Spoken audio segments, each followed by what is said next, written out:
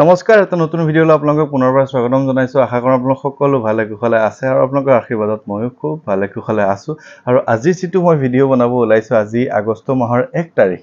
এই 1 তাৰিখৰ দিনাই মই এটা খবৰ দিবলৈ ওলাইছোঁ। এটা খুব ভাল লগা খবৰ, আপোনালোকে শুনি ভাল পাব আৰু আপোনালোকৰ মানে প্ৰভু হনুমানজীৰ ওপৰত যিখিনি বিশ্বাস, সেই বিশ্বাসখিনিতো আছেই। তাৰ ওপৰঞ্চি আপোনালোকে হনুমান চালিচাৰ লগতে বজৰং বানৰ ওপৰত থকা যিখিনি বিশ্বাস আৰু অলপ বৃদ্ধি হ'ব আৰু কেনেধৰণে তেওঁ আপোনালোকক সহায় কৰিব আৰু মই আপোনালোকৰ কাৰণে কি কৰিব বিচাৰি আছোঁ, এই গোটেইখিনি আপোনালোকে মনটো আচলতে খুবেই ভাল লাগিব। গতিকে এই খবৰটো দিবলৈ এই ভিডিঅ'টো বনাইছোঁ। আজি অলপ দিনতে ভিডিঅ'টো বনাইছোঁ, যদিও পাওঁতে আপোনালোকে সন্ধিয়া হ'ব, কিন্তু দিনতে বনোৱাৰ কাৰণটো এই কাৰণেই যে মই নগাঁৱলৈ যাব ওলাইছোঁ। নগাঁৱলৈ যোৱাৰ আগে আগে মই এই ভিডিঅ'টো প্ৰস্তুত কৰি লৈছোঁ, যাতে আপোনালোকে সময়ত এই ভিডিঅ'টো 1 তাৰিখৰ দিনাই ভাল খবৰটো পাব পাৰে। মাজতে মই এখন ফটো ফেচবুকত দিছোঁ, আপোনালোকে পাইছিলে চাগে। মই যে লিখি দিছিলোঁ যে এজন লোকে মোক কৈছিলে যে আপুনি চবৰ লগতে ফটো উঠে আৰু আমাৰ সৈতেও ফটো এখন উঠিব লাগিব। মই ফটো এখন উঠিছিলোঁ তেওঁৰ সৈতে। তেওঁৰ নাম আছিলে উপেন চন্দ্ৰ বড়ো আৰু তেখেতৰ সৈতে ফটোখন উঠি মই ফেচবুকতো দিছিলোঁ। বেছি দিন হোৱাই নাই, দুসপ্তাহ হোৱাই নাই সম্পূৰ্ণ। তেওঁলোকৰ ঘৰলৈ মই গৈছিলোঁ। ইয়াতে এটা কাহিনী জড়িত হৈ আছে। তেওঁলোকে মানে যিহেতু তেওঁলোকে নিজে ইচ্ছা কৰি মোক খবৰটো দিছে, মই আপোনালোকক খবৰটো দিওঁ। আৰু ইয়াতে কোনো ধৰণৰ মানে হেৰি নাই যে তেখেতক মই কিবা হেৰি কৰিম বুলি, তেনেকুৱা ধৰণৰ কথা নাই। তেওঁ আমাৰ ঘৰলৈ আহিছিলে, মানে মেছেজ বহুত দিনৰ পৰা কৰি আছিলে, কিন্তু আমাৰ ঘৰলৈ তেওঁলোকে মাজতে আহিছিলে। আহি পেলাই তেওঁ আচলতে কৈছিলে কথাটো এনেকুৱা ধৰণৰ যে আজি তেওঁ 6 মাহ হ'ল তেওঁ চাকৰিৰ পৰা কিবা এটা কাৰণে মানে দৰমহাটো তেওঁ বিষয়াই ৰখাই থৈছে। কিবা এটা অলপ খেলি মেলিৰ কাৰণে তেওঁ দৰমহাটো প্ৰায় 6 মাহ হ'ল ৰখাই থৈছে। এতিয়া 1 মাহ 2 মাহ ভিতৰতে তেওঁৰ যিখিনি মানে স্পষ্টীকৰণ দিব লগা, চৌকজ দিয়ে ন, চৌকজ দিব লগা বা স্পষ্টীকৰণ দিব লগা যিখিনি দিব লগা আছিলে তেওঁ দি দিলে আৰু তেওঁ গোটেই কথাখিনি ক্লিয়াৰ হৈ গ'ল। কিন্তু তেওঁৰ কথাটো এনেকুৱা যে তেওঁৰ দৰমহাটো ৰৈ আছিলে 6 মাহ হৈ গ'ল। এতিয়া এজন চাকৰিয়ালে যেতিয়া কোনোবা এটা লোন লয়, ঘৰৰ লোনেই হওক বা ব্যক্তিগত লোনেই হওক বা যিকোনো লোন লৈ তেওঁ কিন্তু সেই চাকৰিৰ দৰমহাটোৰ ওপৰতে নিৰ্ভৰ কৰি লোন লয়। আৰু মই যিমানখিনিলৈকে জানো যে দেউতা মোৰ এজন শিক্ষক আছিলে, মই নিজে জানো যে শিক্ষক মানুহৰ কোনো ধৰণৰ এনেধৰণৰ জমা পুঞ্জি নাথাকে যে আপুনি 6 মাহ দৰমহা নাপালেও আপুনি চলি থাকিব পাৰিব, এনেকুৱা ধৰণৰ নাথাকে। চলি থাকিব পৰা, খাই থাকিব পৰাহে দৰমহা এটা মোটামুটি, মানে মই দেউতাৰ কথাটো জানি পেলাই মই আপোনালোকক ক'ব পাৰোঁ। আৰু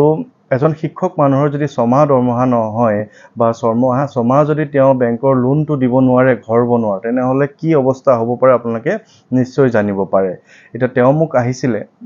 কৈছিলে যে তেওঁলোকৰ যিহেতু দৰমহা বহুত দিন নাই, 6 মাহ ধৰি দৰমহা নাই, গতিকে তেওঁ যিটো বেংকৰ পৰা ঘৰ বনাবৰ কাৰণে লোন লৈছিলে, সেই লোনটো তেওঁলোকে কিস্তিটো মাৰিব পৰা নাই। যাৰ বাবে বেংকৰ ফালৰ পৰা প্ৰেছাৰ আহিছে আৰু প্ৰেছাৰটো এনেকুৱা হৈ গৈছে যে তেওঁলোকে যোৱা মাহলৈকে তেওঁলোকক ৰেহাই দিলে, কিন্তু এই মাহত আৰু ৰেহাই নিদিয়ে যে বেংকে তেওঁলোকৰ ঘৰটো তলা মাৰিব। গতিকে এখন ঘৰত ল'ৰা ছোৱালী দুটাৰ সৈতে, দুজনী ছোৱালী তেওঁলোকৰ, কেনেকুৱা ধৰণৰ পৰিস্থিতি হ'ব পাৰে আপোনালোকে নিশ্চয় বুজি পাইছে। তেওঁলোকে আহিছিলে মোৰ ওচৰত আৰু মানুহগৰাকীয়েও আহিছিলে, ছোৱালীও আহিছিলে। আৰু মানুহগৰাকীয়ে মোক কৈছিলে যে, কাৰণ মই কথা পাতি থাকোঁতে মানুহজনৰ মুখত অকণমান মানে নিচাৰ গোন্ধ পাইছিলোঁ। তেওঁ মোক কোৱা মতে যে এনেকুৱা ধৰণৰ পৰিস্থিতি হৈছে, গতিকে তেওঁ ৰাতিপুৱাৰ পৰা এনেকুৱা ধৰণৰ মাজে সময়ে নিচা খাই থাকে আৰু তেনেকুৱা ধৰণৰ পৰিস্থিতি এটা ঘৰত হৈছে। আগতে কোৱা নাছিল ইমান বেছি, কিন্তু এতিয়া মানে নিচা খাই থাকে। মই গোন্ধ পাইছিলোঁ তেওঁৰ। আৰু তেওঁক মই কথা দিছিলোঁ যে মই আপোনালোকৰ ঘৰলৈ যাম আৰু আপোনালোকৰ ঘৰখনত গৈ মই বজৰং বাণখন পাঠ কৰিম। মই আশা কৰোঁ যে আপোনালোকৰ ঘৰখনৰ যিখিনি সমস্যা, সেই সমস্যাখিনি প্ৰভু হনুমানে আপোনালোকৰ সমস্যা দূৰ কৰি দিব। আৰু তেওঁ মোক কৈছিলে যে ঘৰখনত বিৰাট ডাঙৰ শিলগুটি পৰাৰ নিচিনা শব্দ হয়, ঘৰৰ মানে পৰিৱেশটো অকণমান ভাল নহয়, কোনোবাই কিবা কৰি থোৱাৰ নিচিনা এটা বুলি আমি চোৱাবলৈ যাওঁতে কৈছে। কোনোবা এজন বেজ আহি 14,000 টকাও লৈ গৈছে তেওঁলোকৰ ঘৰৰ পৰা। সেইটো এটা বেলেগ বিষয়। তেওঁলোকৰ বেজবেজালি, কিছুমান ভণ্ড বেজবেজালি সেইখিনিয়ে কৰি থাকে। সেইখিনি আৰু মই নকওঁ, ইতিমধ্যে আপোনালোকক এই বিষয়ে বহুতবাৰ কৈছোঁ। গতিকে তেওঁলোকে 14,000 টকা খৰচ কৰিছিল আৰু বেজজনে কৈছিলে যে তেওঁলোকৰ সমস্যাটো ঠিক হৈ যাব, কিন্তু ঠিক নহ'ল। তাৰপিছত তেওঁলোকে মোৰ ঘৰলৈ যেতিয়া আহিছিলে, তেওঁক মই কৈছিলোঁ যে চাওক দাদা, মই আপোনালোকৰ ঘৰখনত হনুমান চালিচাৰ লগতে বজৰং বাণখন পাঠ কৰি দিম। কিন্তু এটা কথা আপুনি মনত ৰাখিব যে হনুমানজীয়ে কেতিয়াও নিচা খোৱা মানুহৰ ঘৰত কোনো ধৰণৰ কাম হ'বলৈ নিদিয়ে। গতিকে আপুনি মোক কথা দিয়ক যে আপুনি নিচা এৰিব লাগিব আৰু মদ মানে যেতিয়া এৰিব, আপুনি যেতিয়া মদ এৰিব তাৰ 15 দিন পিছত মই আপোনালোকৰ ঘৰলৈ যাম আৰু আপোনালোকৰ ঘৰখনত কামখিনি মই কৰি দিম। তেতিয়া তেওঁ মোক কথা দিছিলে যে মই এৰি দিম আৰু তেওঁ পত্নীও মানে মোক কৈছিলে যে তেওঁ মানে মোক কম আৰু তেওঁ এৰিবলৈ এতিয়া মই তেওঁলোক অহাৰ 10 দিনমান পিছত তেওঁলোকক মই ফোন কৰিছোঁ যে মই আপোনালোকৰ তালৈ যাব ওলাইছোঁ যাম বুলি ভাবিছোঁ তেওঁ কেনেকুৱা এতিয়া তেতিয়া পত্নীয়ে কৈছে যে হয় তেওঁ নিচা এৰিছে তেওঁ আজিকালি নাখায় পৰিৱৰ্তন হ'ল আৰু সেইকাৰণে মই তেওঁলোকৰ ঘৰত মই ৰাতি গ'লোঁ ৰাতি যোৱাৰ পিছত তেওঁলোকৰ ঘৰখনত অলপ ভিতৰলৈ আমাৰ শোণিতপুৰ জিলাৰে হয় কিন্তু একদম ভিতৰুৱা অঞ্চল আচলতে মোৰ মানে প্ৰায় 50 কিলোমিটাৰ 60 কিলোমিটাৰমান হৈ যায় আমাৰ ঘৰৰ পৰা ৰাতি গৈছোঁ গৈ মই তেওঁলোকৰ ঘৰখনত হনুমান চালিচা প্ৰথমতে পাঠ কৰিছোঁ তাৰপিছত বজৰং বাণখন পাঠ কৰিছোঁ পাঠ কৰাৰ পিছত যোৱাকালি ৰাতি 31 জুলাই তাৰিখে তেওঁ মোক ৰাতি মানে পত্নীয়ে তেওঁৰ মেছেজ দিছে যে তেওঁলোকৰ যিটো বেংকৰ হেৰি কামটো দৰমহা যিটো ৰখি আছিলে স্কুলৰ কামটো তেওঁলোকৰ হৈ গ'ল আৰু ঘৰত যিটো তেওঁলোকৰ পৰিৱেশটো আছিলে সেই পৰিৱেশটো নাই শিলগুটি মৰাৰ পৰিৱেশটো নাই ঘৰখনত থাকি তেওঁলোকৰ ভাল লাগিছে গতিকে তেওঁ মোক ধন্যবাদ দিছে যে তেওঁলোকৰ মানুহজনক সলনি কৰিব পৰা গ'ল তেওঁ মানুহজন নিচাই এৰিব পৰা গ'ল লগতে তেওঁ যিটো ফাইনেন্সিয়েল ইস্যু আছিলে তেওঁ যিটো বেংকৰ লোনটো ৰৈ আছিলে সেই লোনটো এতিয়া তেওঁ মাৰিব পাৰিব কাৰণ 6 মাহমানৰ দৰমহা তেওঁলোকে 2 দিনতে পাই যাব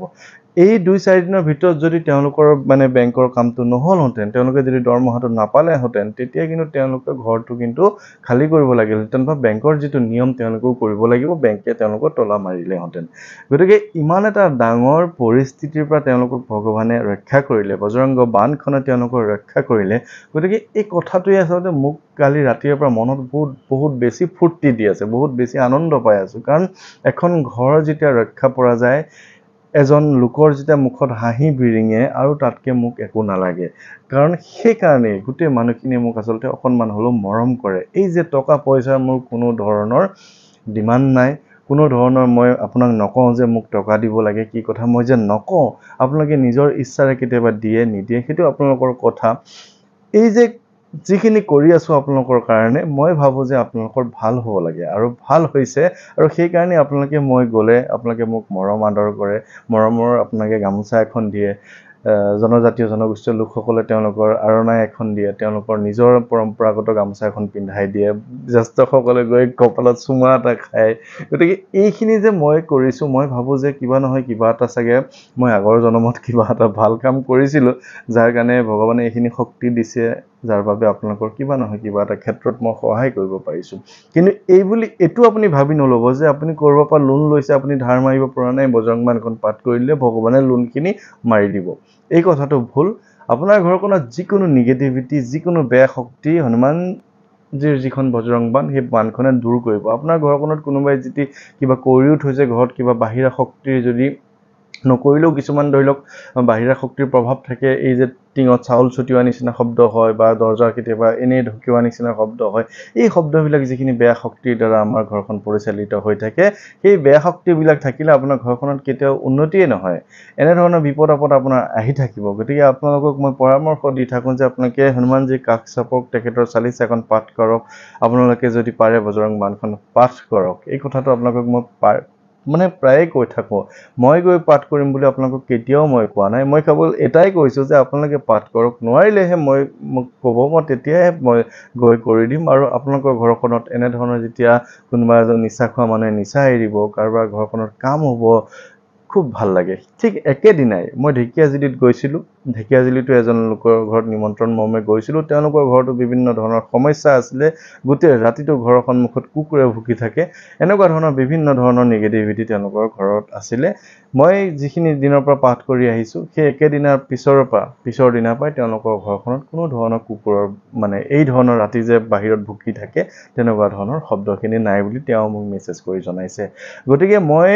ভাল পাওঁ এনেকুৱা ধৰণৰ কামখিনি কৰি আপোনালোকৰ ভাল হ'ব লাগে আৰু আপোনালোকৰ সেই হিচাপে ভালেই হৈছে গতিকে আজি এই 1 তাৰিখৰ দিনা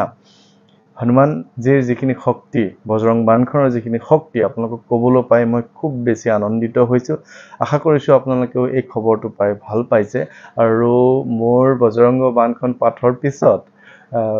মানে সন্তান প্ৰাপ্তিৰ 2-4টা খবৰ এই 2 এমাহৰ ভিতৰতে আহিব মানে কি আৰু সন্তানৰ সৈতে মই চাগে ফটো দিব পাৰিম গতিকে সকলোকে মই ধন্যবাদ জ্ঞাপন কৰিছোঁ খুব কম সময়ৰ ভিতৰতে আপোনালোকে যে মোৰ এই কথাখিনি আঁকোৱালি লৈছে আপোনালোকে মৰম আদৰ কৰিছে সকলোকে ধন্যবাদ জ্ঞাপন কৰিছোঁ আৰু সকলো ভালে কুশলে থাকিব এতিয়া যাবলৈ ওলাইছোঁ নগাঁও অহা কাইলৈ যাম লখিমপুৰলৈ গতিকে সকলো ভালে কুশলে থাকিব আপোনালোক সকলোৰে কুশল মংগল কামনা কৰি আজিৰ এই ভিডিঅ'টো ইমানতে সামৰণি কৰিছোঁ ধন্যবাদ ভালে থাকিব